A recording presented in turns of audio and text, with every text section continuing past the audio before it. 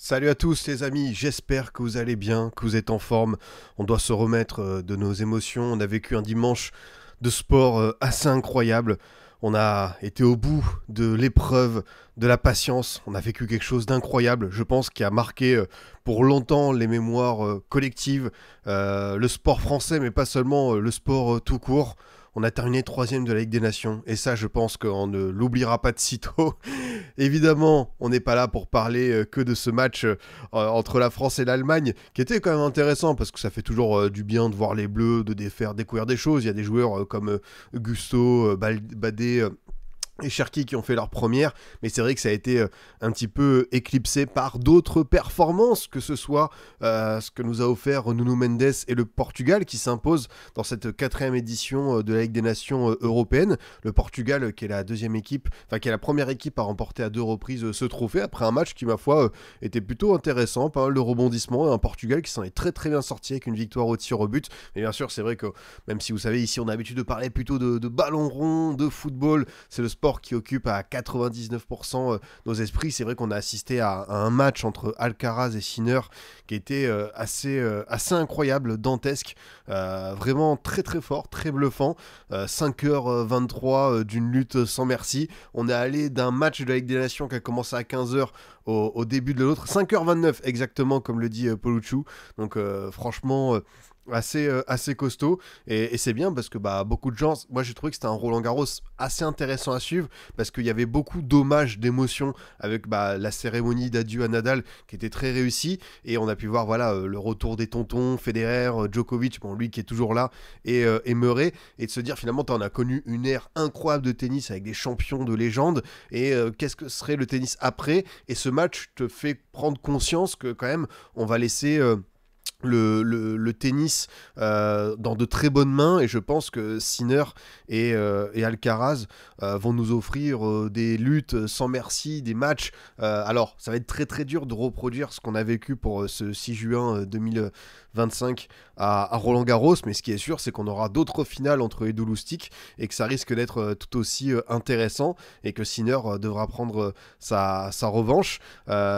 C'était vraiment un bon Roland, et comme le dit Ninor, en plus, pas mal du tout, oui, et aussi chez les filles, c'est vrai qu'avec la surprise de Louise Boisson, avec la très belle finale d'hier, et on a pu voir la victoire de Coco Gauff contre Sabalenka, c'est vrai que dans l'ensemble, je trouve que ce Roland était vraiment hyper intéressant, hyper riche à suivre, et moi, vous le savez, je suis un vrai passionné de sport, j'adore regarder plein de choses, mais par mon métier, et je vais pas dire l'obsession pour le foot, des fois j'ai tendance à délaisser certaines choses, et des fois il y a des périodes qui me repiquent, comme les JO d'été, les JO d'hiver, certaines coupes du monde et les grands chelems, et c'est vrai que suivre un Roland comme ça et être replongé dedans, alors évidemment je sais que à chaque fois je me dis tiens, ce serait bien que je suive les autres tournois et tout, je suis moi principalement les grands chelems et les finales de Masters 1000, mais c'est vrai que je me dis il y a des trucs qui sont super intéressants à suivre, des ATP 500, des premiers tours, tout ça. Et franchement, Roland Garros, très très bien. Et je trouve qu'on a une bonne couverture du tennis en France. Je pense à plein de comptes comme Val Tiebreak, Romain Next-Gen, on a Univers Tennis, on a Avantage Tennis, enfin on a beaucoup, je trouve, de vraies bonnes personnes qui s'y connaissent et qui parlent tennis, même nous à hors-jeu. Il y a Kanto qui a un gros mordu. Je pense que vous pouvez voir que sur certains moments, le regard de notre ami Quentin se détourne des fois quand on a des débats, notamment sur le Tour d'Europe. Lui, il est sur son portable, il regarde des matchs de tennis, c'est un gros mordu. Donc ouais, franchement, cette piqûre de rappel tennistique a fait du bien, surtout après une saison de foot qui a été plus que longue et éprouvante, et c'est pas fini parce que certains, c'est vrai que moi dans mon esprit la saison elle se termine là pour moi, tu vois, c'est les derniers matchs de trêve internationale et puis basta quoi, on passe à autre chose. Et non, il y a cette Coupe du Monde des clubs qui démarre dans une semaine avec le PSG Atlético notamment, où on va voir un petit peu dans quel état seront les Parisiens. Mais voilà, moi ce que je dis c'est que cette Coupe du Monde des clubs, moi, je vais pas suivre ça à fond. Ce sera vraiment très distant, un petit coup d'œil, mais vraiment, moi, j'ai pas la flamme, j'ai pas la force, je vous avoue. Par contre, je pense que quand tu es supporter d'un club engagé, si tu as cette curiosité de découvrir des équipes ou de te dire c'est bien de voir des confrontations entre des équipes sud-américaines, africaines, asiatiques et bah, des équipes qu'on voit beaucoup plus en Europe. Ça, je peux l'entendre, mais moi j'avoue que comme la saison, elle a démarré en août, waouh, pour se remettre dedans, ça va être un petit peu tendu. Donc on est là ensemble ouais, pour une bonne heure, histoire de parler évidemment de cette si belle Ligue des Nations, avec la victoire du Portugal au tir au but contre l'Espagne, après un match nul 2-2, et le succès de l'équipe de France, qui termine sur une note positive, et ce match assez intéressant contre l'Allemagne, avec beaucoup de choses à dire. En fait, je savais pas trop comment l'aborder parce que c'est de la Ligue des Nations, c'est une petite finale, c'est une équipe bis et en même temps c'était un peu loufoque, mais c'était pas désagréable. Voilà, je sais pas quand vous l'avez vécu, mais c'était un petit peu ambivalent.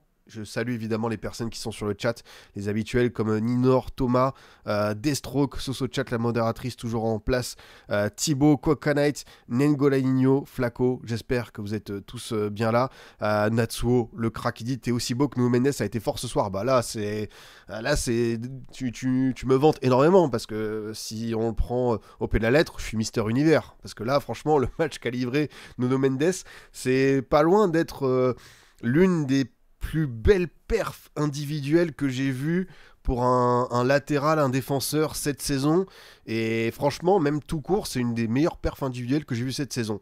Franchement, en termes de perf latérale, c'est all-time. Moi, je pense que c'est vraiment un des meilleurs matchs de latéraux.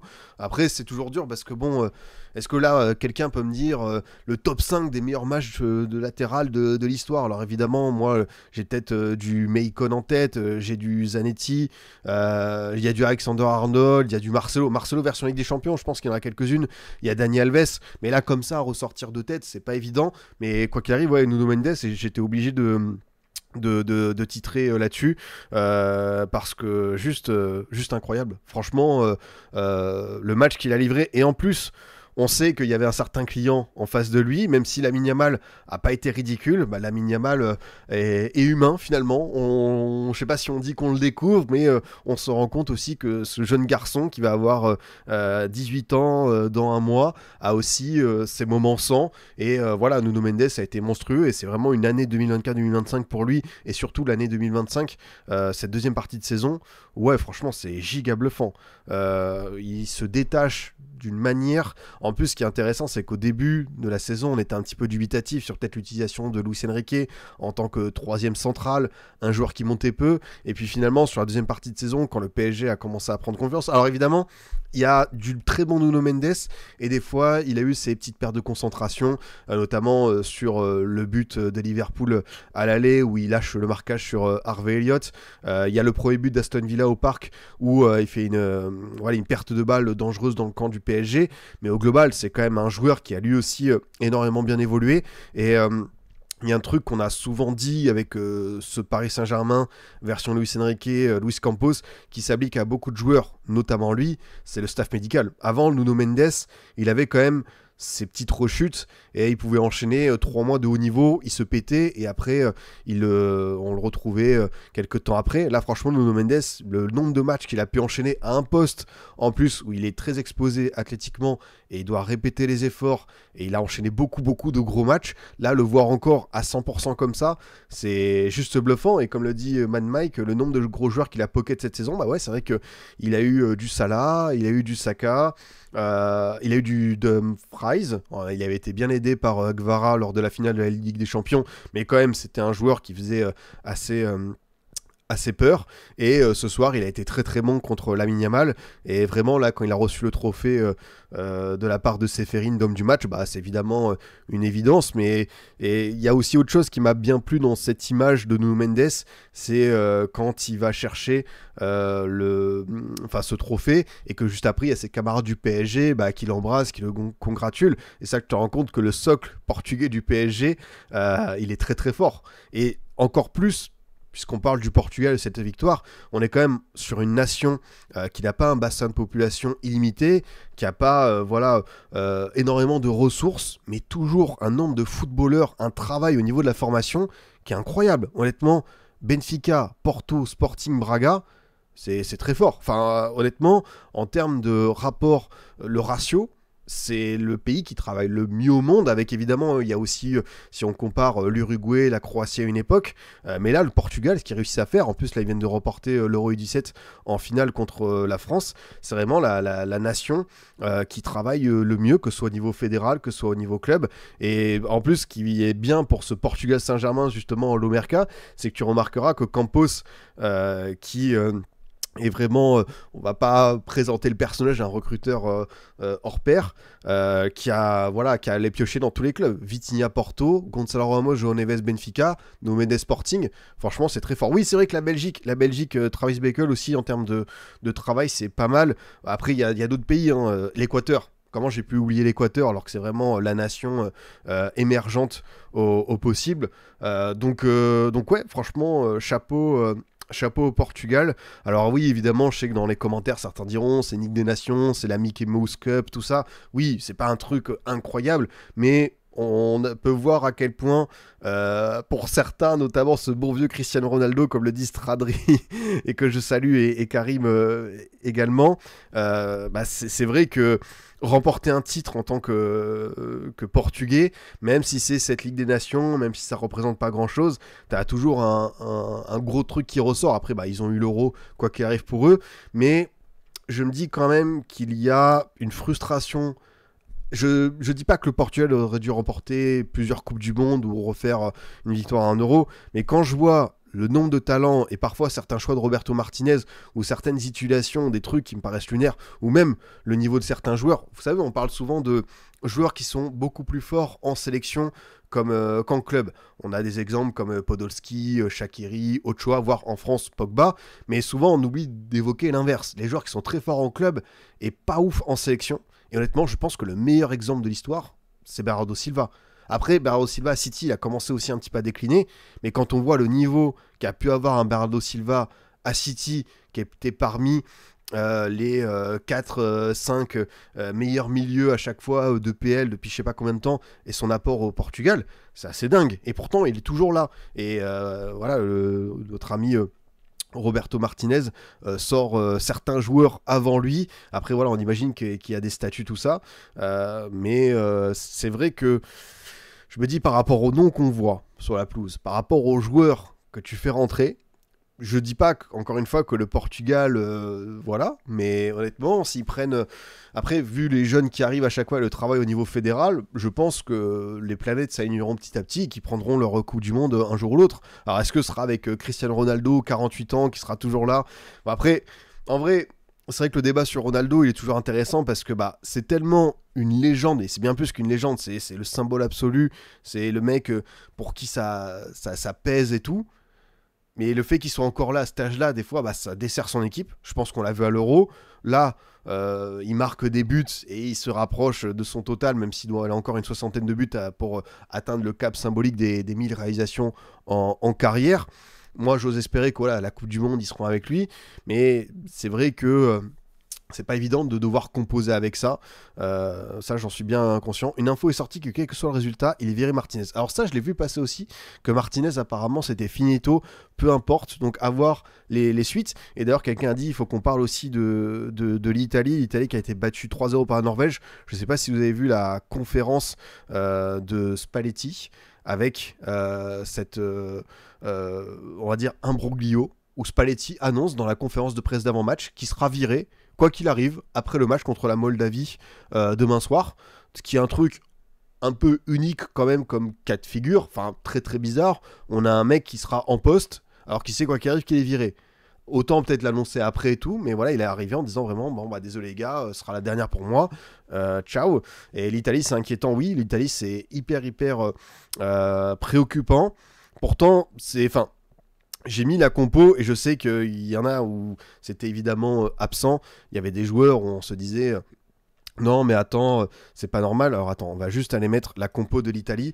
Je sais que l'Italie a des absents, mais il y a la manière, il y a un contexte, tout ça.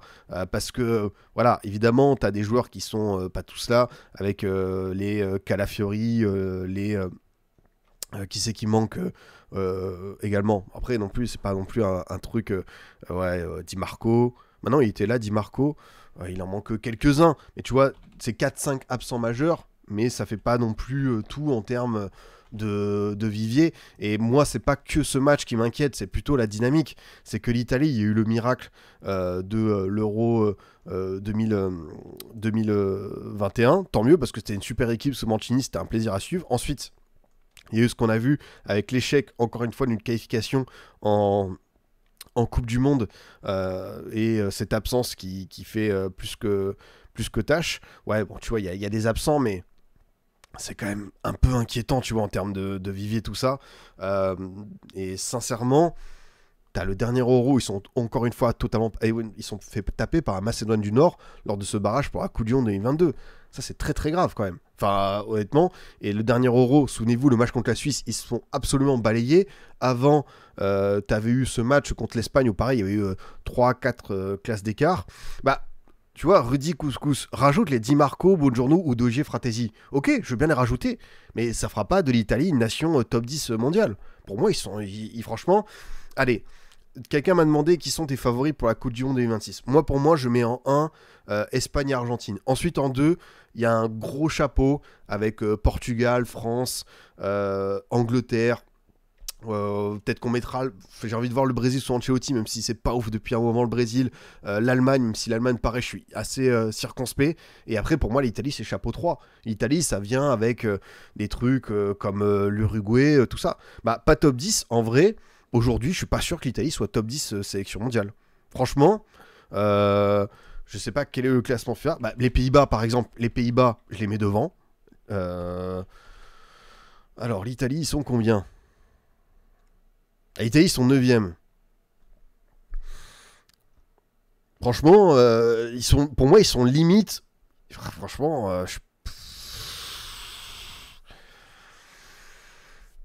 franchement, pour moi, soit ils sont 10e, soit ils sont 11e. Mais ils sont très très limites du top 10. Colombie devant, après, bon, c'est toujours difficile de comparer les équipes que tu peux pas voir.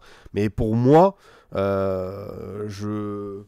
je les mets, ouais, je trouve que, enfin, quand tu vois les derniers résultats, pour moi, tu fais pas forcément partie de cette classe d'âge. Et ouais, l'Italie ne donne pas assez de place à ces jeunes dans son championnat, soit ils se bougent le cul. Mais en plus, c'est ça qui est inquiétant, c'est que tu as beaucoup d'équipes où tu vois pas forcément les jeunes qui ont eu du temps de jeu. Ça a été souvent un problème pour la Serie A.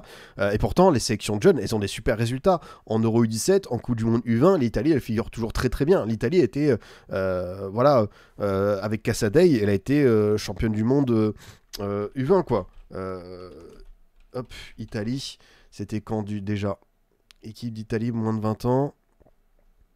Elle était finaliste, pardon. Elle n'a pas gagné, mais tu vois, tu as quand même des joueurs hyper intéressants dans cette équipe, avec Pizzi qui est à la Roma, Baldandi aussi, Casadei qui est passé par Chelsea maintenant, qui est dans la machine à laver. Mais le temps que tous ces joueurs-là, ils aient du temps de jeu en pro, bah faut se lever, quoi. Franchement, c'est ça qui est compliqué. Ouais, c'est ça, c'est l'Uruguay qui avait gagné en finale. Et bah, on parlait de réservoir de vivier. L'Uruguay, c'est un très très bel exemple. Mais moi, par rapport à Dynamique, au-delà de ce qu'on a dit, tu as gagné un Euro 2021 à la surprise générale, et encore une fois, c'était tout à fait mérité, c'était une très belle équipe à suivre. Ensuite, t'es pas à Coupe du Monde 2022, tu te fais sortir par la Suisse de manière extrêmement honteuse. Là, tu démarres ta campagne de qualification par un 3-0 contre la Norvège. Alors évidemment, c'est pas terminé pour cette équipe, mais attention, parce que sincèrement... ça peut aller très très vite, et là bah, tu vas te retrouver en plus sans coach. Alors ce qui est bien, c'est que tu as 3 mois avant la prochaine trêve de septembre pour repartir. Voilà, t'as pas un groupe injouable parce que tu as Moldavie, Estonie, Israël. Donc normalement l'Italie, s'ils font pas les cons, ils sont soit 2, soit 1. Mais la Norvège, j'ai l'impression qu'ils ont quand même un petit peu la dalle, surtout qu'ils ont remporté tous leurs matchs. Voilà, l'Italie, honnêtement, cette Italie pour moi, elle peut se faire accrocher par une de ces 3 équipes à l'extérieur, je serais pas surpris. Pour moi, ils dégagent plus ce truc avant, quoi. Mais tu penses qu'ils vont réussir à se qualifier? J'ai vraiment peur là. Après, si tu termines barragiste, tu peux, mais attention, parce que l'Italie a subi beaucoup de traumatismes de barrage. Alors la dernière fois, ça s'était bien passé pour eux. Non, ils s'étaient qualifiés directement. Voilà, mais sinon, à chaque fois, c'est Suède, Coupe du Monde 2018, ils le loupent. Et ensuite, c'est... la Coupe du Monde 2022 où ils se font sortir en demi-finale du barrage par la Macédoine du Nord. Donc là, quand même, tu vois, ça fait un petit peu tâche. Et ouais, en plus, tu vois, là, cette équipe, Oui, bien sûr, elle est sympathique. Alors évidemment, j'ai fait un tweet en trollant en disant que Clément Langlais et Guendouzi seraient des légendes là-bas à 80 sélections. J'ai évidemment exagéré le trait, mais certains m'ont dit premier degré, non, comment tu peux dire ça, Guendouzi, non, regarde le milieu de terrain, non, l'anglais, il y a mieux. Oui, oui, mais c'est du troll, c'est juste pour dire que certains joueurs de l'équipe de France, des remplaçants, là-bas, ils seraient quand même titulaires tous les jours. Et c'est vrai que le milieu de terrain, Tonali, Rovella, Barella est sympa. Mais attention, Barella, parce que là, il commence, je trouve, à être un petit peu fatigué. La dernière récente séquence, et même, j'englobe aussi tous les interistes comme Bastoni. Je trouve que là, la fenêtre, elle est quand même hyper relou, quoi. Enfin, franchement, je pense qu'ils vont avoir mal au crâne pendant un certain temps et que cette finale perdue 5-0 par l'Inter, je pense que ça va quand même durer. Bah, après, il y a des joueurs, tu vois, tu te dis que avoir Zappacosta titulaire en 2025, c'est dur, et même sur le banc, Rougani qui est là, quoi. Daniele Rougani. C'est comme si en équipe de France, qui sait qu'on pourrait avoir comme ça, je vais pas dire Nicolas Palois, mais un mec de ce style, un Christopher Julien, quoi. Franchement, c'est comme si on avait un Christopher Julien sur le banc de l'équipe de France. Là, ça montre certaines limites, quoi. Enfin, on peut pas avancer comme ça. Et c'est vrai qu'il y a des joueurs sympas, tu vois. Je suis d'accord parce que Lorenzo Lucas, c'est un beau neuf du côté de l'Udinese. Orsolini, top joueur de Bologne.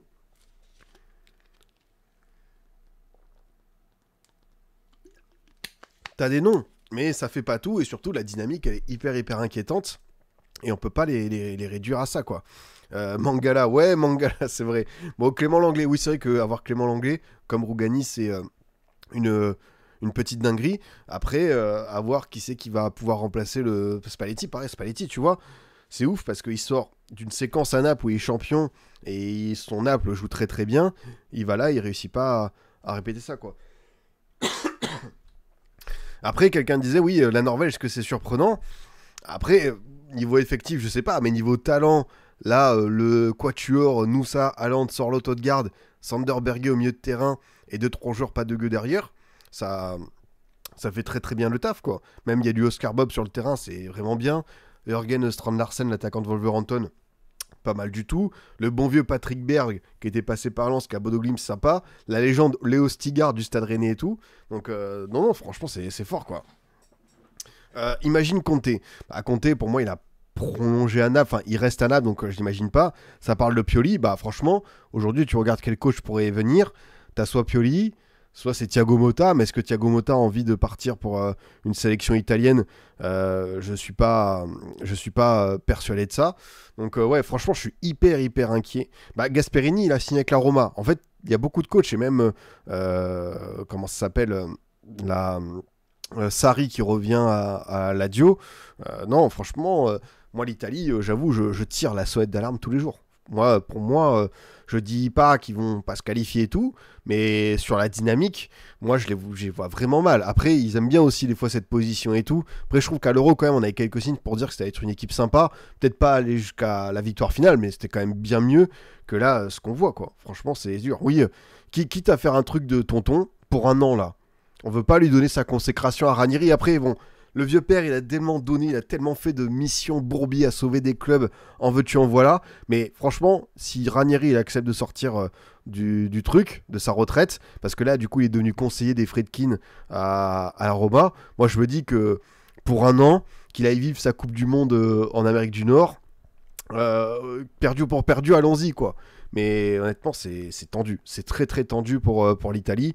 Et ce match-là, bah, le montre bien. Pour avoir vu le match, aucun Norvège a du talent, et par moments sur les contrôles, ça bégayait. Si tu les presses, tu peux les pousser à l'erreur. C'est quand même léger, mais ça peut emmerder des équipes qui doutent. Bah, en fait, c'est ça, c'est que la Norvège, c'est pas un hasard aussi. Si c'est une équipe où on a beaucoup d'attentes, à l'image de l'émergence d'Odegaard et Haaland, mais que ça fait depuis 2000 qu'ils sont pas allés en grande compétition. C'est aussi une équipe qui a ses limites, quoi. Donc, ils ont leurs failles. Ils ont leurs failles. Ils sont pas non plus, tu vois, sur une équipe où on peut c'est pas pour moi une équipe que je mettrais par exemple comme outsider numéro 1 pour une Coupe du Monde, mais j'ai quand même envie de les voir dans une grande compétition parce que ça fait un moment qu'on a envie de les voir, bah, comme la Suède version Isaac Gyökeres. Ça aussi, ce serait pas mal. Mais en plus, c'est ça, c'est qu'on parle beaucoup de Vivier et Stradri, et moi je le dis souvent, c'est que, ok, il peut avoir un creux générationnel pour l'Italie, mais compter à l'Euro 2016, il fait quart avec cette équipe, quoi. Il fait quart avec une équipe, je pense que je vais vous la remettre en tête, notamment le milieu de terrain, c'est un autre univers.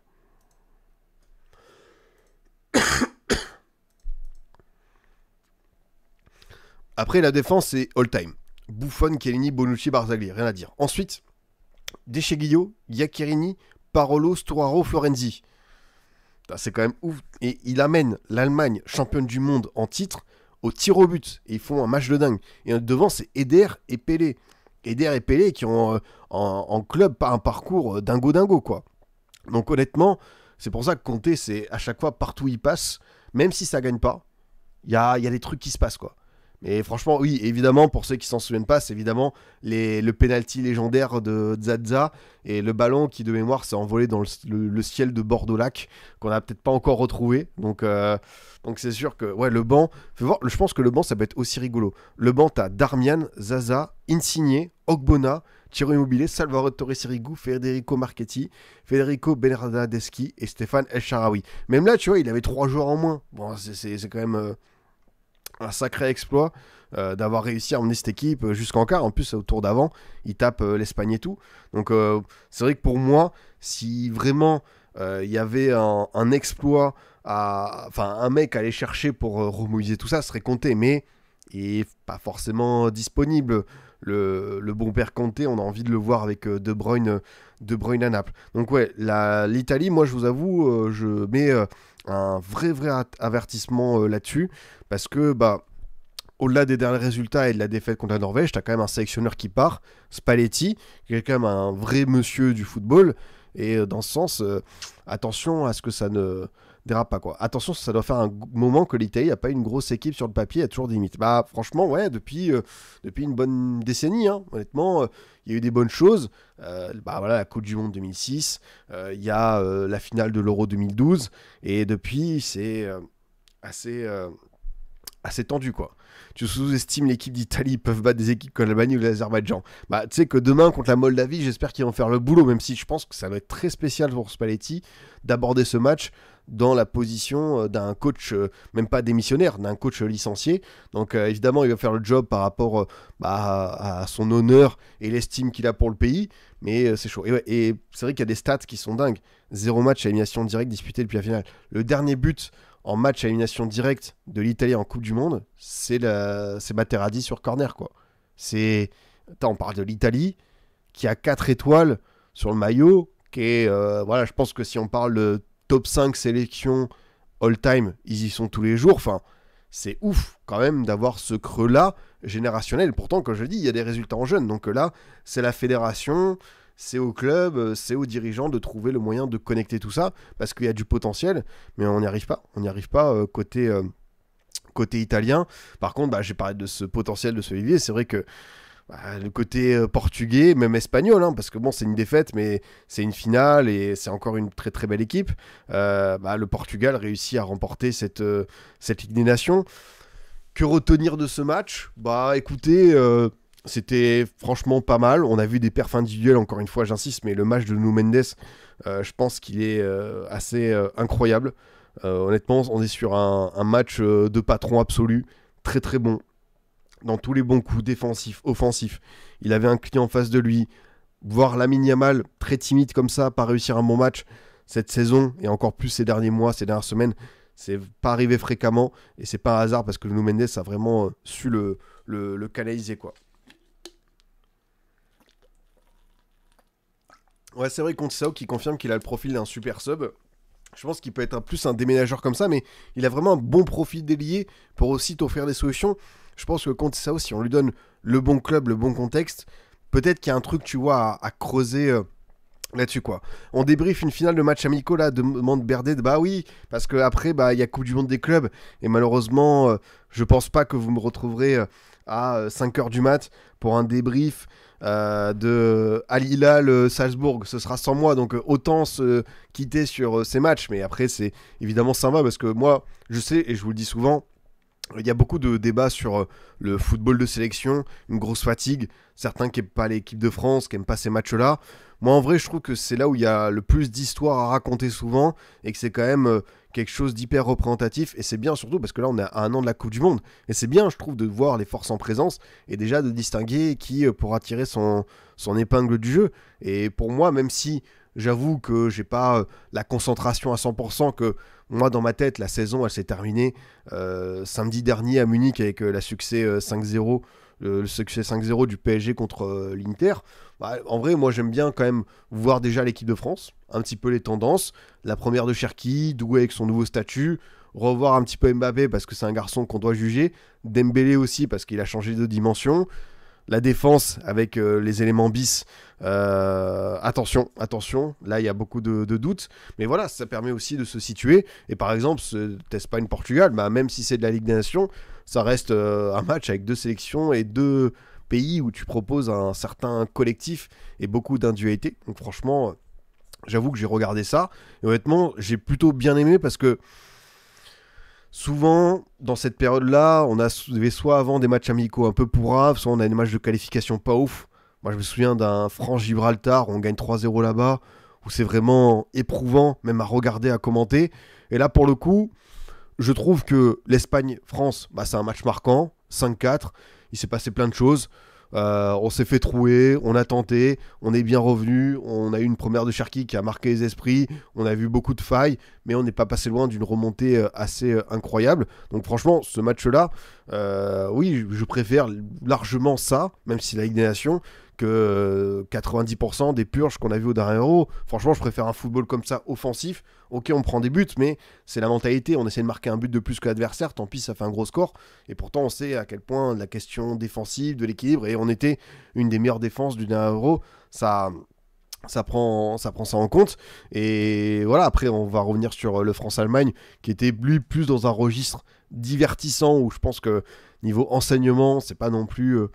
c'est pas évident de tirer beaucoup de leçons de ça, mais par contre cette Espagne-Portugal, moi je trouve que c'était un bon match, qu'il y avait des joueurs que je voulais voir un petit peu dans ce contexte-là, et je me suis rendu compte qu'il y a toujours de bonnes choses, que voilà, qu'est-ce que tu en tires comme enseignement, que Nuno Mendes est sans doute le numéro 1 aujourd'hui à son poste au monde, et je me demande s'il peut réussir à le garder à 100% sur les années à venir, que Vitinha, formidable manière de ballon, que pareil, quand il veut, Pedri, il y a toujours de la magie qui sort de ses pieds, que le Portugal a un très très beau vivier, mais que je trouve que certains choix de Roberto Martinez sont délicats, à l'image de João Neves en tant que latéral, ou même certaines sorties.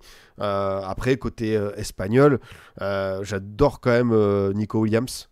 Nico Williams, j'avoue que même s'il réussit pas tout, ce que je vous ai dit tout à l'heure sur les joueurs. Après, c'est un bon joueur Athletic Bilbao, mais je trouve que je trouve que ce qu'il réussit à faire en sélection espagnole très souvent, c'est du très très haut niveau.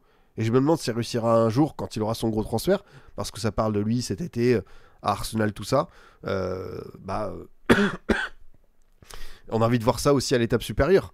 Et en termes d'ailier de joueurs kiffants, il est très très bon. Zubimendi, grand match aussi, à devoir où il va aller. Justement, lui, il va signer Arsenal. Là, c'est fait. Je pense que soit début de semaine, là, il va aller signer son petit contrat à l'Emirates. Nico Barça, espérons, ça pourrait leur faire du bien aussi. C'est clair qu'en termes de qualité de joueur, il pourrait aussi apporter quelque chose, un registre différent.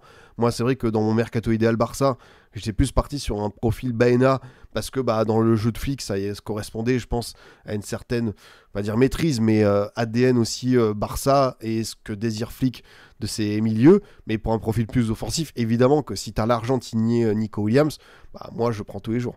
Ouais, Zubimendi, futur neuf d'Arsenal, c'est vrai que quand on voit certaines évolutions, notamment Mikel Merino, attention à ce que lui, qui est 6, pur 6, il ne se retrouve pas là aussi assez haut, quoi. Le Portugal, avec un vrai coach, ça prend la CDM 2026 facilement. Alors, je sais pas si tu peux dire facilement, parce que prendre une Coupe du Monde, c'est tellement un parcours du combattant, un truc d'acharné. Mais ce qui est sûr, c'est que pour moi, le Portugal est pas loin de la vérité pour un jour remporter une Coupe du Monde, et que ça se joue sur des détails. Et ces détails, ça peut être du Roberto Martinez et certains de ses choix, ou même des joueurs qui, pour moi, je le répète, Bernardo Silva, je trouve qu'il a fait son temps, et c'est même pas qu'il a fait son temps en sélection, c'est que je l'ai jamais trouvé très très bon, et surtout par rapport à ce qu'il a montré à Manchester City. Et non, franchement, c'est bien de voir le Portugal, parce que je pense que l'Espagne était plutôt favorite. On attendait beaucoup le Yamal, et finalement, on se rend compte aussi que Yamal, ça reste un joueur qui est capable aussi de passer à côté. Ça fait bizarre, parce que, encore une fois, on l'a vu tellement bien enchaîner et être le monsieur plus plus de cette équipe, que le voir comme ça dans un jour sans, ça étonne toujours. Oyarzabal, j'adore. Franchement, Oyarzabal, les 2 matchs qu'il a fait contre la France et le Portugal, respect, parce que c'est pas le joueur qu'on va le mettre le plus en avant, mais contre la France, il a fait un formidable boulot de pivot en remise, notamment sur le but de Berino, le deuxième. Et sincèrement, ce qu'il a pu montrer aussi ce soir avec l'efficacité sur le bon ballon de Pedri et lui dans le déplacement et la finition, très très fort. Franchement, le match de Oyarzabal est vraiment bien. D'ailleurs, dommage, prise à 2 sur tout le match, c'est dur pour Yamal, surtout avec Mingueza derrière lui. Oui, c'est sûr que après, Yamal, c'est sûr que quand tu te concentres sur lui, surtout quand tu as un Nuno Mendes qui est à 100% comme ça peut peut-être limiter certaines choses dans son utilisation, mais on a quand même vu Yamal, tu vois, tenter des trucs, réussir 2-3 dribbles, faire des frappes plutôt de loin. À un moment donné, il a forcé, on va dire, peut-être l'exploit individuel, comme ça m'a rappelé la prolongation entre l'Inter et le Barça. On voit Yamal beaucoup prendre le ballon aux 25-30 mètres, avancer, faire un crochet et direct frapper. C'est là où il a essayé un petit peu de forcer son destin, quoi. Yamal a la pire note dans l'équipe devant Mingueza. Ah bah tu vois, après je peux comprendre, parce que désormais on a tellement d'attentes sur lui. Ouais, c'est un match qui est décevant, mais voilà, je sais que désormais il y a les gens qui vont, enfin, je sais que ça a déjà commencé sur les réseaux, sur le Ballon d'Or, et là ça va repartir dans tous les sens. Franchement, on est entre nous. J'espère juste que le Ballon d'Or sera remis dans 3 mois. Là, dans le comment dire, dans le débat, ça devient de plus en plus oppressant. Parce que si tu dis que Yamal est ton ballon d'or, on va te taxer d'anti-français, anti-Dembélé, anti-PSG. Et si tu dis t'es pour Dembélé, on va te dire non, mais tu comprends pas le foot, tout ça. Enfin, je trouve que je vois des arguments quand on évoque le ballon d'or aujourd'hui et ce débat Yamal-Dembélé. Moi, je pense qu'on peut avoir un débat calme, serein. Parce que pour moi, les deux ont des arguments et les deux ont des titres et des accomplissements qui peuvent se défendre.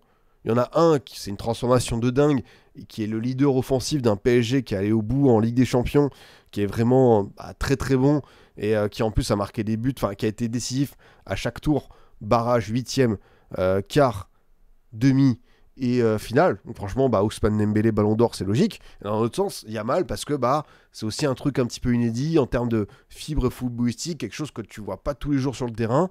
Alors oui, ok, il n'a pas des stats à la Harry Kane, la Lewandowski, mais il s'est quand même amélioré là-dessus. Et après, il n'y a pas que les stats, mais là, je vois des trucs où ouais, je trouve que ça part dans tous les sens.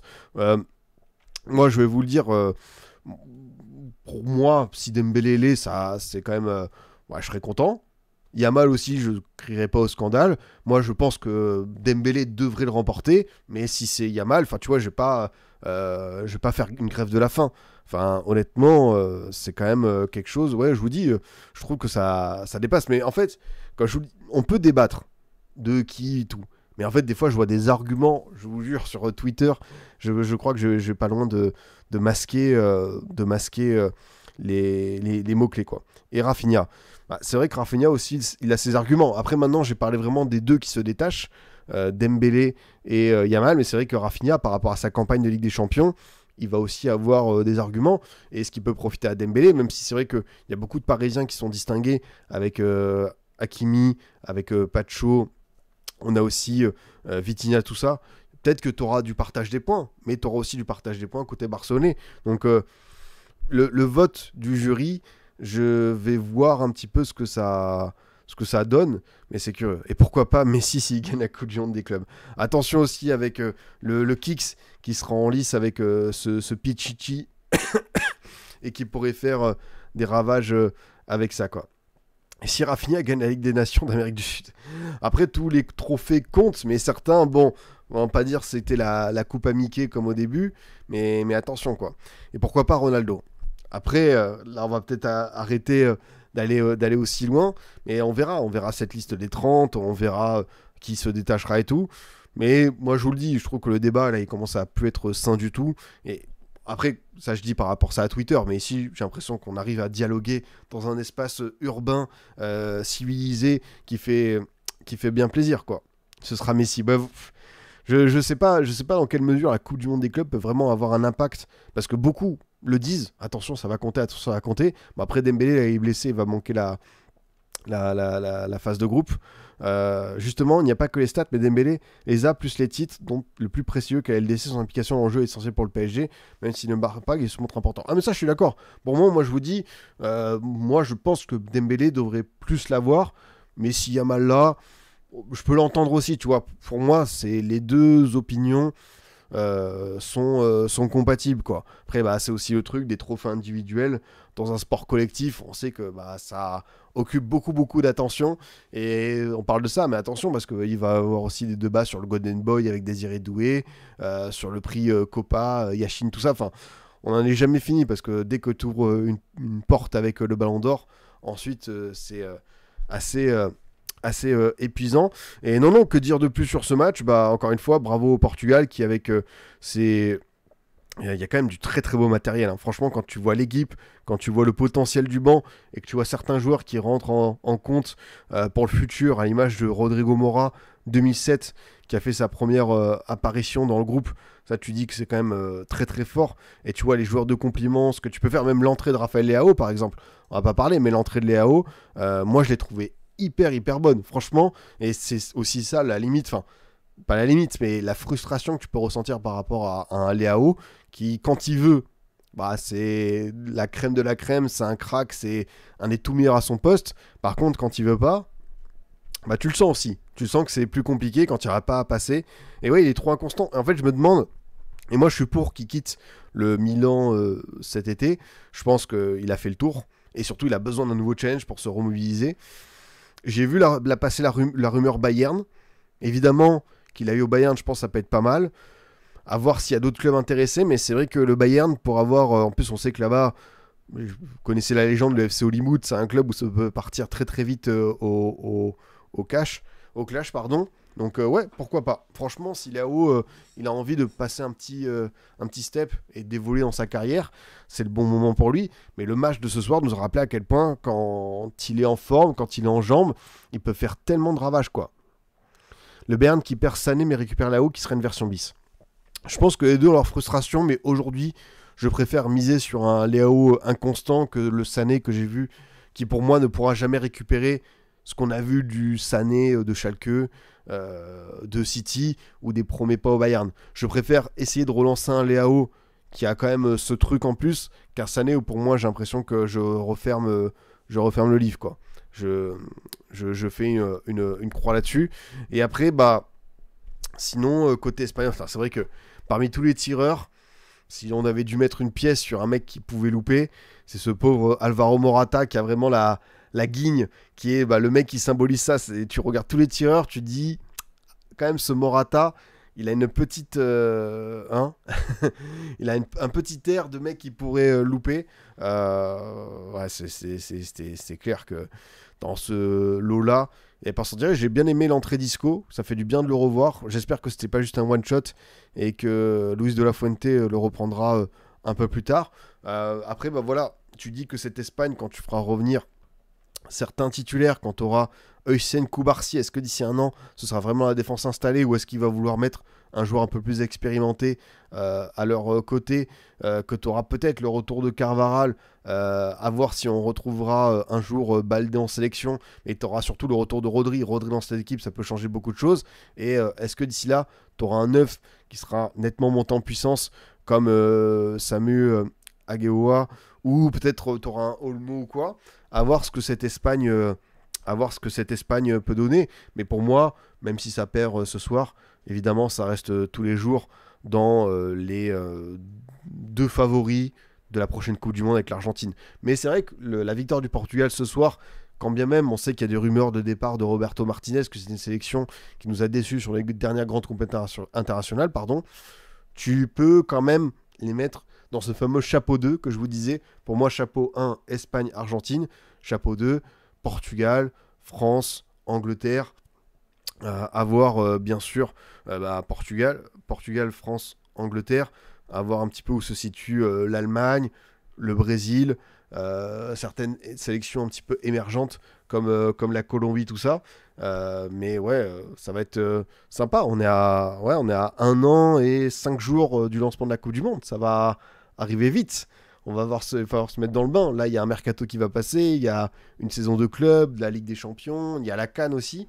Mais c'est vrai que la Coupe du Monde, c'est tellement une compétition à part. Ça va être fort. Bah, attention à la Norvège, c'est le mec qui s'enflamme. Ouais, Norvège-Suède, moi j'ai envie de voir ça. J'ai envie de voir comment ça se place. Est-ce que ça peut un petit peu donner. Bon, on a tourné autour du pot pendant 45 minutes. Mais je crois qu'il est temps qu'on évoque une certaine équipe qui a elle aussi joué aujourd'hui son match de Ligue des Nations. Vous étiez dubitatif. Est-ce que vous êtes posé devant en sachant qu'il y avait aussi ce match entre Alcaraz et Sinner? Que dire ça? Je l'ai dit sur Twitter. Franchement, le match était hilarant. Il était drôle parce que un déchet technique fou, un peu du n'importe quoi au niveau des occasions, une grosse nervosité. À un moment, ça s'est bagarré avec Hernandez, Ta, tout ça. Et au final, une victoire. Et je ne sais combien de 2 contre 1 loupés. Je pense que la vidéo de Thierry Henry qui dit à Dacour, il sait pas faire un 2 contre 1, c'est dur. Je pense qu'elle aurait pu être sortie à une dizaine de reprises sur ce match. Parce que vraiment, le nombre de mauvais choix, que ce soit Colomboigny, que ce soit Thuram, que ce soit des fois Cherki, Mbappé également, ou même des entrants. Olysée aussi, il en a une où il fait un peu n'importe quoi. Waouh, c'est à s'arracher les cheveux. Mais on a cette capacité à se procurer beaucoup d'occasions, à avoir aussi mieux défendu. Parce que même si la défense, j'ai nettement préféré Digne, Hernandez, Badé, Gusto à ce qu'on a vu. Après, évidemment, le niveau d'enjeu n'était pas le même. Mais sur l'impression laissée, j'ai bien envie de revoir Gusto quand même dans cette équipe de France. Je trouve que c'est un de ceux qui a marqué des points. Badé, après, c'est toujours pareil, mais pour moi, il est 4ème, 5ème de la hiérarchie. Est-ce qu'on le reverra un jour? En sachant pour moi que Upamecano Saliba, c'est un petit peu indiscutable. Mais c'est pas. Franchement, Badé, c'est vraiment pas un mauvais joueur, notamment à Séville et en équipe de France Espoir. Il a toujours fait le taf. Donc en vrai, ça peut le faire. Ça sentait le match de 3ème place. Ouais, c'est exactement ça. C'est un match de 3ème place, tranquille, pépère. Le double pivot Rabiot-Tchouaméni, très très dur la première période. Au retour des vestiaires, c'était un petit peu mieux. Et après, évidemment, c'est l'attaque. On attend toujours beaucoup plus. Et il y a eu tellement de situations, il y a eu tellement de ratés, mais on a fini par l'emporter. Le premier but du Kicks dans le jeu depuis 1 an qui lui fait du bien, je pense, à la tête. Et pareil, Mbappé a un match avec un déchet et un nombre de passes qui loupe. Et pourtant, enfin voilà, je suis dans mon fauteuil, je fais genre, je parle de foot, je vais pas donner des leçons à des footballeurs pro. Mais il y a des passes qui, quand même, je pense que faut pas avoir fait 25 ans à la Masia pour les réussir. Et là, ça manquait un petit peu de vista. Et finalement, ça termine avec, encore une fois, une passe D, un service en or pour Olysée. Et ce but. Et ça lui fait du bien. Et c'est vrai que, comme tu le dis, Karim, 26 ans, 90 sélections, 50 buts, le cap atteint. Il est plus qu'à un but de Thierry Henry, il est 3ème meilleur buteur des Bleus. C'est le meilleur passeur de l'histoire de l'équipe de France. Il a déjà un titre de champion du monde. C'est vrai que ce garçon, on lui reproche beaucoup de choses, parce qu'il y a des choses à lui reprocher sur l'attitude défensive, sur cette situation de neuf. Après, ça, c'est pas forcément sa faute, parce que Deschamps veut pas le bouger. Pour moi, je préférais nettement le voir sur un côté. Je mettrais beaucoup plus, évidemment, notre camarade Dembélé dans ce registre parisien. Et après, il y a des... Tu sais que tu peux... En fait, tu le laisses sur le terrain. Pourquoi? Parce qu'à tout moment, il peut allumer la lumière ou rallumer la lumière comme il a fait en finale de Coupe du Monde 2022. Mais c'est vrai que ça commence à faire un petit moment. Et en fait, ce qu'on voit en sélection, c'est le constat aussi que je fais au Real. C'est qu'il y a des très bonnes stats. Il est toujours décisif. Il arrive toujours à faire ses trucs. Mais on attend plus. Parce que c'est Kylian Mbappé. C'est un des meilleurs joueurs de sa génération. C'est un mec qui nous a tellement offert. Et surtout qui a montré une version monstrueuse. Que ce soit dans différents registres. Coupe du Monde 2018, le jeune joueur. Enfin, il y avait déjà eu Monaco en 2017, mais voilà, le jeune joueur avec sa vitesse, sa pointe phénoménale, la finition incroyable. Et ensuite, il y a eu 2021-2022 où c'était tellement létal. Honnêtement, il faisait assez plaisir aussi dans cette zone de vérité. Et contre le Real, le but qu'il met contre le Real, où il part solo, quasiment côté gauche, et il met ce but, c'est assez dingue. Mbappé, encore une fois, ça cache une prestation en jeu vraiment moyenne, voire mauvaise, par un but et une passe D, et même devant le but, il est pas bon, il doit au moins mettre 2 avec les occasions qu'il a en seconde période. C'est ça, en fait, c'est toujours le même truc, c'est que, ok, il est impliqué sur 2 buts, c'est très très bien, mais t'attends plus, et surtout qu'à côté, sa participation au jeu et son déchet sont toujours des lacunes un petit peu criantes. Donc le constat, c'est le même qu'on fait par rapport au match de l'Espagne, et d'ici justement cette Coupe du Monde 2026 avec Deschamps qui sera toujours là, et c'est son poulain, il va à la guerre pour lui, il va pas le changer. Mbappé restera capitaine, restera numéro 9.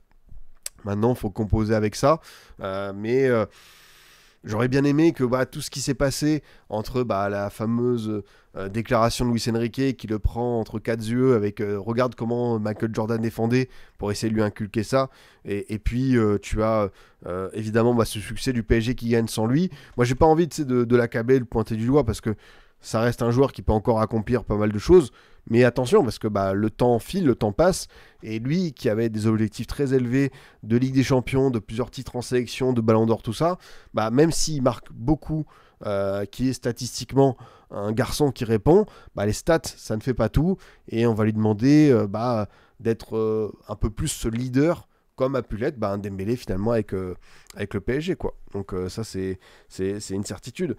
Thuram trop frustrant comme joueur, ça tape des drops mais ça met des top buts avec l'Inter. Pareil après, Marcus Thuram ailier, bon, je sais pas si depuis peut-être l'an avant Guingamp en 2019, époque Jocelyn Gourvenec, il a joué à ce poste-là. Ça c'est quand même un sacré mystère de sa part. Pareil pour Kolo Muani. Après moi j'aurais préféré voir ces garçons en neuf et Mbappé tourner autour, mais Thuram c'est vrai que ça c'est frustrant, parce que le nombre de matchs qu'il fait à l'Inter où tu dis waouh. Par exemple, lui, quand il dit je fais partie aujourd'hui des 10 meilleurs attaquants en Europe, c'est vrai que sur certains matchs, tu dis qu'il a le niveau pour. Par contre, en sélection, il est tellement loin. Après, on sait, le duo avec Lautaro, ça fait beaucoup. Mais moi, ce que je dis, moi, je l'entends, que l'utilisation de Thuram, elle est conditionnée au fait de jouer dans une attaque à 2. Mais ça, on est tous d'accord. Par contre, au bout d'un moment, peut-être qu'il faut savoir évoluer dans un autre registre. Peut-être qu'on ne peut pas construire l'équipe de France autour de Marcus Thuram, et que c'est à lui, tu vois, de trouver le petit truc en plus pour performer en étant tout seul. Alors après, évidemment, c'est un rôle ingrat. On l'a vu avec Giroud, où c'est difficile pour lui, des fois, sur certains matchs, mais il a réussi à le faire.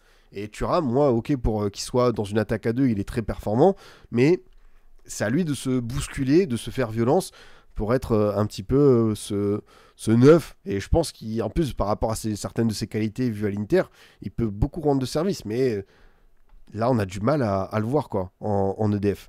Vous le verrez ici en premier, Ekitike sera le 9 de l'EDF à la Coupe du Monde 2026.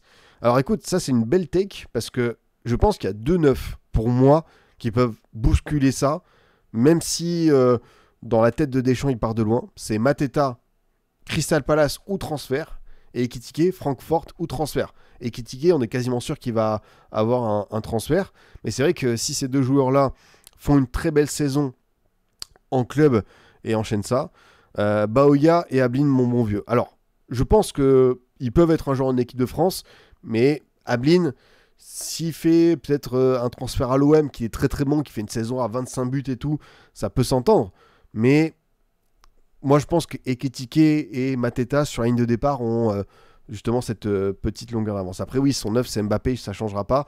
En fait, ouais, c'est vrai qu'on peut deviner Ekitike, tout ça. C'est dur. C'est dur à imaginer un avenir sans Mbappé, 9 des Bleus à court terme. Pour toi, Mathys Tel a sa place dans l'ISDA? Aujourd'hui, non. Mathys Tel, il doit se relancer à Tottenham, il doit avoir du temps de jeu, il doit vraiment se reprendre. Il a eu des très très belles qualités dans sa génération à ses débuts, mais là, avec le manque de temps de jeu, tout ça, il est un petit peu perdu de sa superbe, mais ça reste un jeune joueur. On parle d'un joueur de 2005. Il a 20 ans, tu vois, il a encore toute sa carrière devant lui, donc pas de panique. Sinon, moi, on a pas mal parlé. La première titularisation de Cherki, Elle a été moins accomplie évidemment que cette entrée en jeu qui était pleine de peps, d'audace, aussi le but fantastique et la passe pour Kolo Muani. Là il y a eu un peu plus de déchets, de mauvais choix, de pertes de balles même dans le camp des Bleus. Je pense que c'est le genre de choses qui agacent, mais écoutez, c'est un match de Ligue des Nations, 3ème place. Fallait prendre des petits risques, moi ça me dérange pas. Et après il aurait pu s'offrir aussi un joli but avec cette frappe qui passe à côté du poteau gauche de Ter Stegen qui est un petit peu au ralenti. Mais je pense que Cherki évidemment on le reverra. Ça va être intéressant, une vraie curiosité. Après par les entrants, c'est vrai que Manu Koné, moi il m'a fait une belle impression. Il y a eu beaucoup de débats sur Manu Koné, notamment son match contre l'Espagne. Certains l'ont trouvé très mauvais.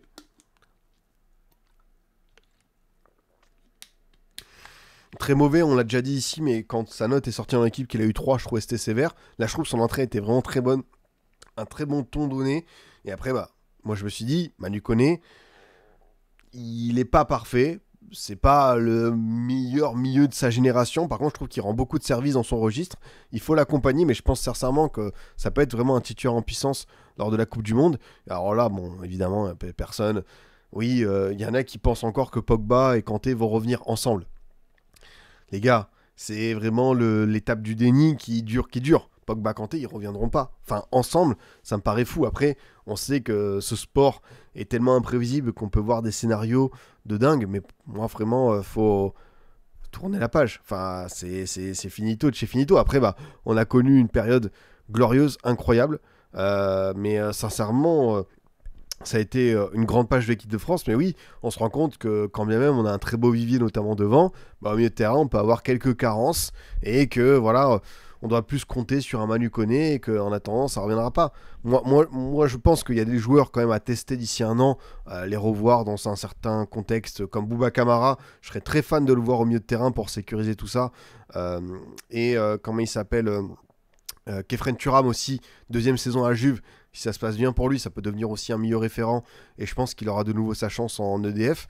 Rabiot, t'en penses quoi? Rabiot, je me demande si son nouveau rôle à l'Olympique de Marseille, au niveau du travail au milieu de terrain, ça l'a pas desservi parce que je trouve que ces 2 matchs n'ont pas été ouf. Quand même, il a été mieux sur la seconde période, je le redis, mais de la part de Rabiot, qui a quand même rendu beaucoup de services en bleu et qui a su faire des bonnes choses, là c'est vrai que les derniers matchs n'ont pas été... un petit peu timide, quoi. Voire pas du tout dans le coup. Et Maignan, même si, bon, il y a la sortie avec Adeyemi, le penalty, finalement, qui n'est pas concédé, c'était une inquiétude, mais Maignan a fait quand même les arrêts qu'il fallait. Il se rattrape bien. Moi, je le dis, je trouvais que, pareil, il en prend 5 contre l'Espagne, ok. Il peut faire mieux, mais c'est pas des erreurs monumentales. Et plein de gens lui sont tombés dessus, faut le remplacer, chevalier numéro 1, tout ça. Moi, je répète, Maignan en équipe de France, il m'a jamais déçu sur un grand tournoi. Bon, après, il n'en a fait qu'un, l'Euro 2024, mais je trouve que c'est quand même vraiment un bon quoi. Camara, je trouve que c'est un mystère, ça fait quelques temps qu'il est devenu important à Villa. On aurait grand besoin d'un joueur comme lui. Je suis d'accord avec toi. Zaïre Emery, c'est vrai que Zaïre Emery, je l'oublie de l'équation. Mais comme au PSG, il est passé remplaçant dans la rotation. J'avoue que pour le moment, je le mets de côté. Après, pareil, Matistel 2005, Zaïre 2006, ça peut vite revenir. Mais avec cette blessure qui l'a un petit peu fait reléguer dans la hiérarchie parisienne, en équipe de France aussi, tu sens que c'est moindre et pourtant il était encore dans la liste. Donc ça peut étonner. Enzo Mio, à voir si Enzo Mio a un transfert, pourquoi pas. Les Niro, tu as quand même un poste qui est différent. Après, pour moi, Yoro, s'il choisit les Bleus, il sera un jour, je pense que tu peux dire Upamecano, Saliba, Konaté, Yoro. Je pense que ça peut être le cas, quoi. C'est vrai que Camara, je le verrais bien dans une équipe comme Liverpool, transition. Alors, c'est vrai qu'ils ont trouvé leur 6 avec Gravenberch, mais il y a eu des rumeurs à l'époque comme quoi Klopp puis Slot s'étaient intéressés à lui. Donc, franchement, c'est intéressant. Après, c'est vrai qu'on a parlé beaucoup du milieu de terrain. C'est vrai qu'en fait, il y a un nom qu'on n'a pas évoqué tout à l'heure, mais après, là, il est blessé, le pauvre, mais celui qui aurait dû être le patron pour moi par rapport à son évolution, son âge et son potentiel, c'est Camavinga. Il n'a pas encore eu le déclic. Même en club, c'est un super sub, très très bon. Il a eu quelques très bons matchs en tant que titulaire, mais Camavinga, j'avoue, il n'a pas encore eu ce truc. Sur une saison, on se dit waouh, c'est un indiscutable. Et pourtant, en équipe de France, c'est pareil. Pour moi, c'est le milieu parmi tous les titulaires, tout ce que tu veux. c'est celui qui a le plus de potentiel. Pour moi, c'est le plus talentueux, c'est celui qui devrait être le leader.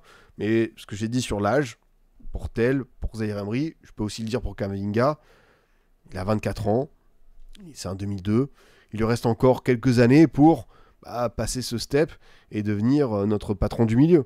Et pour moi, il a vraiment des caractéristiques qui sont tellement fascinantes. C'est dommage de ne pas encore avoir eu ce petit match référence pour passer vraiment indiscutable dans l'esprit de Deschamps. Mais ouais, c'est exactement ça, faut confirmer quoi. On va aller se faire un petit tour du côté des notes de l'équipe, voir un petit peu ce que disent nos amis sur ce France-Allemagne. Je pense que ça peut être intéressant de voir un petit peu qui se distingue. Donc on a 7 pour Maignan, 6 pour Gusto, 6 pour Badé, 5 Hernandez, 5 Digne, 6 Chouameni, 6 Rabiot, 4 Colomboigny, 4 Cherki, 5 Thuram, 7 Mbappé. Ok. C'est plutôt bien. Et 6 pour la Dèche. On va aller vous dire la note de la Dèche. La consigne a clairement été donnée, jouer beaucoup plus en bloc que face à l'Espagne. Ça s'est senti. Les Allemands ont eu des occasions, mais avec beaucoup moins d'efficacité. Ces changements ont été réussis. Koné a fait du bien, Uisa a marqué. C'est vrai. Alors, la note du Kicks. Une première période qu'on l'a vu faire 100 fois. Il ne réussit pas grand-chose, déchets techniques, traîne un langage corporel douteux, fait des mauvais choix, mais au final, il inscrit un très joli but sur 50e équipe de France. Un joueur de son niveau doit finir avec un doublé. Il doit cadrer 2 frappes sur les transitions dangereuses et être plus efficace devant Ter Stegen. Il est auteur d'une reprise de volée splendide. C'est vrai que sa reprise de volée sur la passe de Doué, elle est très très sympa. Ça rappelait un petit peu son but contre l'Argentine quand il se couche. Et vraiment, c'est un geste, je sais pas si c'est signature, mais c'est quand même une reprise qu'il aime bien faire et qui est assez séduisante à voir comme geste. Pour moi, il y a sa spéciale, c'est quand il enclenche le pied, enfin pas enroulé, mais de l'intérieur du pied et qui met premier poteau. Franchement, à chaque fois qu'il fait ça, c'est très très bon, honnêtement. Et là, cette reprise, c'est aussi sympa quand il réussit à le faire. Après, tu vois, il a 7, parce qu'il y a un but, une passe D, mais il y a tout ce qui est à côté. C'est frustrant. Franchement, ça, c'est un joueur qui est hyper relou à noter, quoi. Et côté Allemagne, c'est vrai que je ne l'ai pas évoqué, avec 6 pour Ter Stegen, 4 pour Kimmich, 4 pour Ta, 4 pour Koch, 5 pour Rom, 4 Adeyemi, 6 Gross, 5 Goretzka, 4 Wirtz, 5 Voltemat et 5 Füllkrug. Et notre ami Nagelsmann et sa moustache qui ont eu 4. Voilà, pied fermé, exactement. Merci pour la précision. L'Allemagne, franchement, autant je trouvais que le contenu à l'Euro, même si c'était fait taper par l'Espagne et encore en prolongation, je trouvais que le contenu à l'Euro était quand même hyper intéressant. Après, bon, là, il manque du monde avec Musiala, notamment, et Scholterbeck et quelques cadres de cette équipe.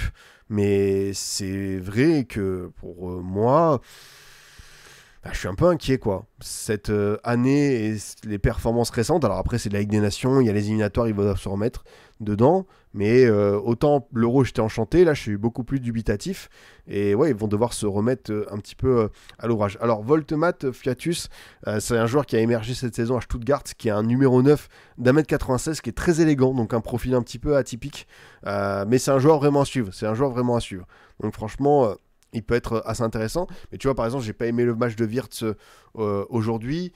Ter Stegen en sort quelques-unes, mais il a toujours pas la main ferme sur certaines séquences, notamment la frappe de Mbappé sur le premier.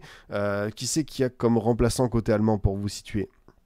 Alors attends, tac. Les remplaçants. Tu as donc Undav, Thilo Kehrer qui a été rappelé, Mittelstadt, Gnabry, Bischoff, t'as Valdemar Anton, t'as Félix Nmecha, t'as Oliver Baumann, t'as Leroy Sané, t'as Robin Gosens, t'as Robert Andrich, t'as Alexander Nubel et Alexander Pavlovic. Donc t'as quand même du beau monde. Hein.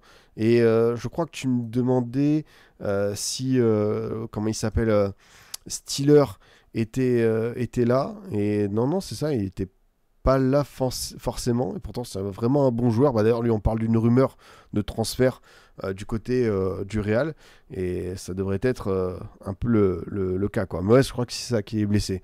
Ouais, donc l'Allemagne, attention, peut-être pas la sonnette d'alarme rouge, l'alerte nucléaire, on doit aller dans un bunker comme l'Italie, mais j'avoue que attention, ça me laisse dubitatif. Ah, c'est fini, Steelers pas au Real. Ok, dommage, je pense que ça aurait été intéressant comme piste pour eux, mais peut-être que le saut le changement de dimension est peut-être un peu trop fort pour lui, mais ça reste un très très bon joueur de Bundesliga du côté de Stuttgart, quoi. Donc voilà, on termine cette saison des Bleus par ce match qui a été, ma foi, comme je vous le dis, énormément de déchets, beaucoup de trucs ratés, un peu bizarre parce que à la fois un match, une ambiance de vacances, mais en même temps des joueurs qui se mettent des taquets, une vraie agressivité sur certaines séquences. Donc après, bah voilà, on a un an pour peaufiner tout ça. D'ici la Coupe du Monde, je pense que de toute façon, le constat, c'est toujours le même. C'est que, je ne vais pas dire qu'on est prisonnier, mais que le cas Mbappé, en neuf, capitaine, joueur indiscutable, est-ce qu'on peut trouver une solution? J'ai l'impression que c'est quand même une équation impossible à résoudre. Et dommage parce que le Dembélé neuf qui travaille devant, j'aurais adoré le voir dans cette équipe de France. Après, si Mbappé, il peut encore peut-être le faire changer, mais je préférais le voir sur un côté. La défense, on a vu que sans Upamecano, Saliba, Koundé, c'était beaucoup de limites. Donc une fois qu'on récupérera tous nos titulaires, ce sera bien mieux. Moi, actuellement, je préfère Lucas Digne que Théo Hernandez en tant que titulaire à gauche. Après, Théo Hernandez, pareil, on a parlé beaucoup de transferts. Il y a des rumeurs de départ. Apparemment, il aurait dit non à l'Arabie Saoudite. À voir s'il peut aller ailleurs. Mais si Théo Hernandez se reprend, bien sûr qu'on peut de nouveau compter sur lui. Mais à l'heure actuelle, je préfère miser sur un Digne. Après, bah, autant l'attaque, c'est dilemme, casse-tête de riche. Il y a des joueurs comme Cherki qui vont avoir un gros transfert. Il y a Doué qui va énormément progresser. T'as Barcola qui a un profil unique pour lui. Peut-être que ça peut lui offrir certaines solutions. Ensuite, bah, tu as le milieu de terrain. Le milieu de terrain, bah, c'est là où tu te poses un petit peu beaucoup de questions. Qui sera dans la liste? Qui sera titulaire? Est-ce que c'est 2? C'est à 3? Est-ce que tu fais redescendre un Doué, un Olysée pour avoir un peu plus de touches techniques? Est-ce que tu fais confiance toujours à Rabiot, Tchouaméni dans la continuité de la Coupe du Monde 2022 et du dernier Euro? Est-ce que tu lances justement un Manu Koné qui a un profil un peu différent, qui a plus de fraîcheur, je trouve? Est-ce que tu retentes un Bouba Kamara? Là, j'ai l'impression que c'est la réponse... c'est pas simple de la donner. Même moi, je suis dans le flou à ce niveau-là. Et j'espère que nos matchs de qualification nous serviront à régler cette mire, quoi. Parce qu'il faut qu'on puisse... Encore une fois, on a connu un truc fantastique avec Pogba Kanté. Ça a été un truc de fou. C'est comme Makélélé, Vieira. Franchement, on s'en rendra compte encore plus dans quelques années. Bah, justement, retour de Pogba s'il trouve à mon club. Moi, je pars du principe que... c'est fini. Enfin, bon, pour le truc, ce serait dingue. Et Deschamps, d'ailleurs, il a jamais dit non à Pogba pour le revoir. Tu vois, je pense qu'il a aussi une affection pour lui.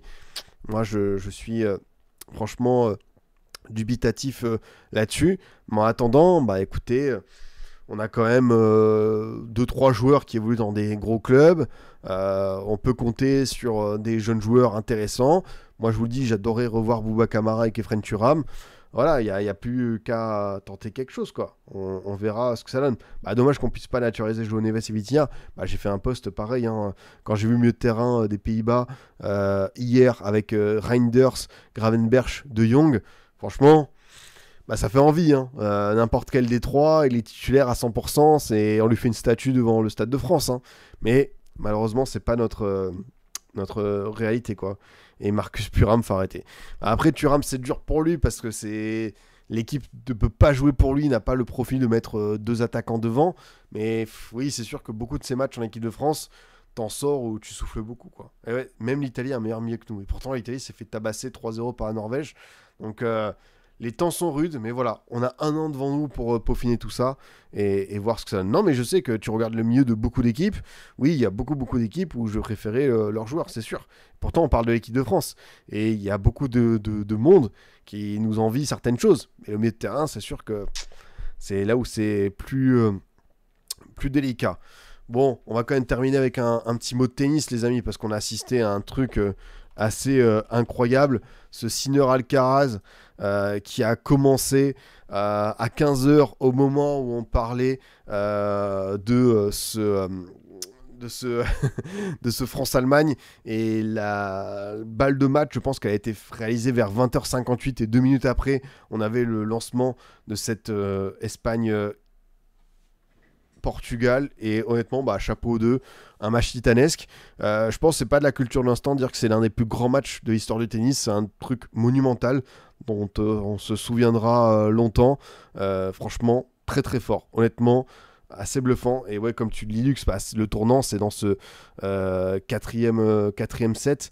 Sinner mène 5-3, 40-0 sur le service d'Alcaraz, 3 balles de 7. Franchement, il avait tout pour conclure. Et là, Alcaraz retourne le truc.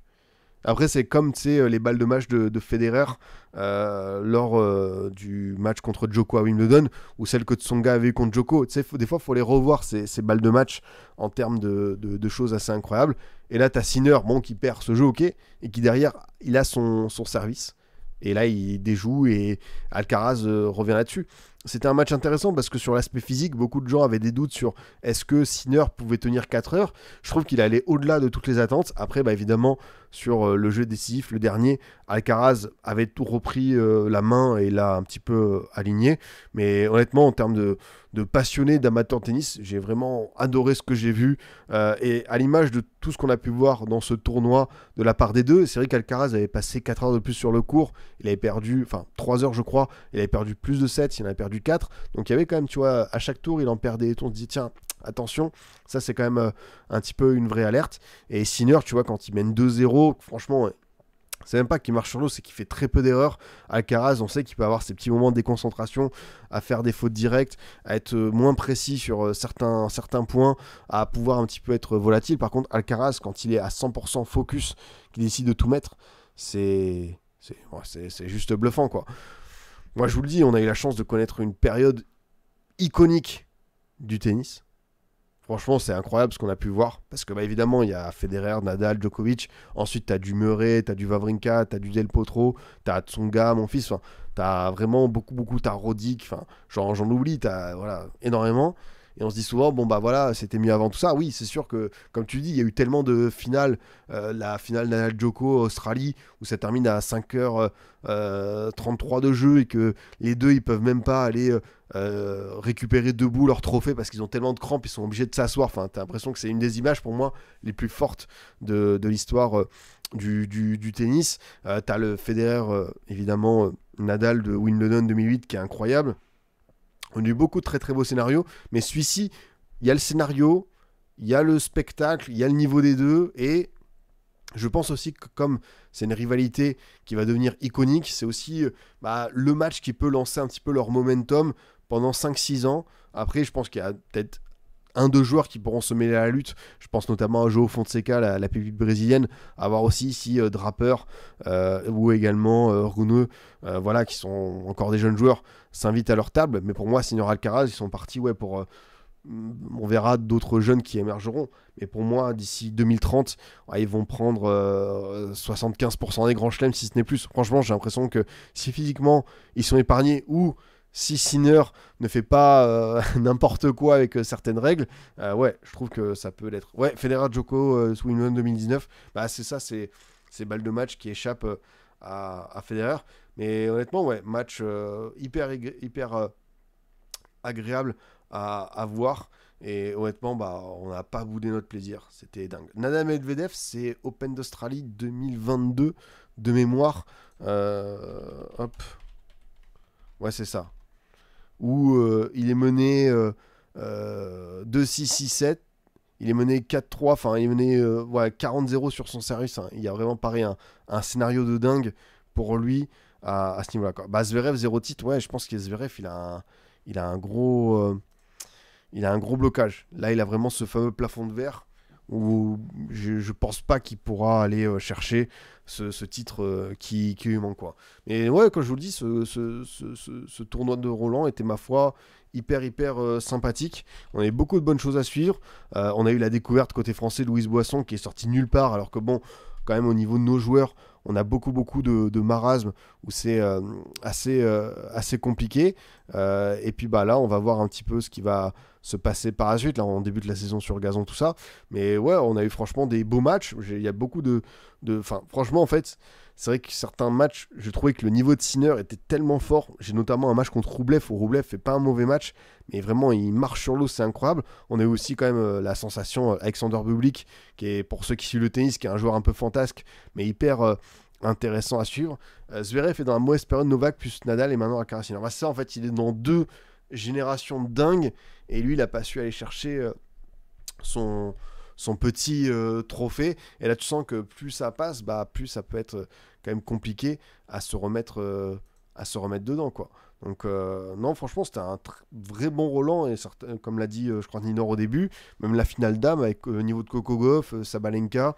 Ouais, franchement, j'ai kiffé. J'ai kiffé et ça me remet un petit peu dedans. Donc voilà, je pense que ma priorité ira à Wimbledon, peut-être plus que cette satanée Coupe du Monde des clubs. On verra ce que ça donne, quoi. Le niveau moyen de Sinner est meilleur que celui d'Alcaraz, mais le prime d'Alcaraz est plus haut que Sinner.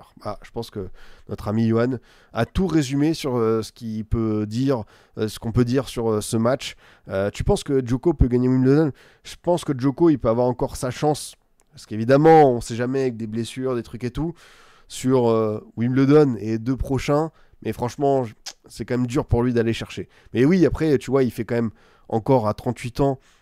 Pareil, tu vois, il perd contre Sinner, mais son niveau, il est très bon. C'est juste que Sinner, il est tellement fort, intouchable, que même un Djoko qui a son max du max à 38 ans, peut pas aller chercher. Mais je sous-estime pas. Je pense qu'il peut, entre le Wimbledon, l'US Open et l'Open d'Australie, je pense qu'il peut aller en chercher un. Mais pour moi, Sinner et Alcaraz sont tellement au-dessus. Attention, c'est ça en fait. S'il n'y a pas de blessure, je vois pas comment ils peuvent perdre. Après, voilà, de voir ce que ça donne. Mais ouais, franchement, j'ai adoré et on en redemande. On en redemande des séquences tennis comme ça parce que ça fait du bien de jongler avec le foot et de voir d'autres bonnes choses comme ça. Les amis, je vais vous laisser sur ce. Comme vous le savez, on va aller tranquillement se coucher. Pour ceux qui sont arrivés en cours d'émission, évidemment, je vais mettre le replay là-dessus. Et bien sûr, on parlera de tout ça dans Hors-jeu demain avec toute l'équipe, parce qu'on va débriefer l'équipe de France, Ligue des Nations, tout ça.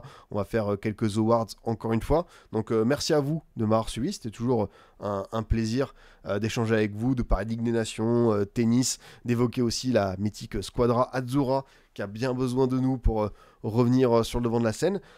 N'hésitez pas à aller suivre les contenus, les podcasts, à vous abonner aux différentes plateformes. Et moi, je vous souhaite une très bonne soirée, une très bonne nuit les potes, et je vous dis à très vite. Salut à tous!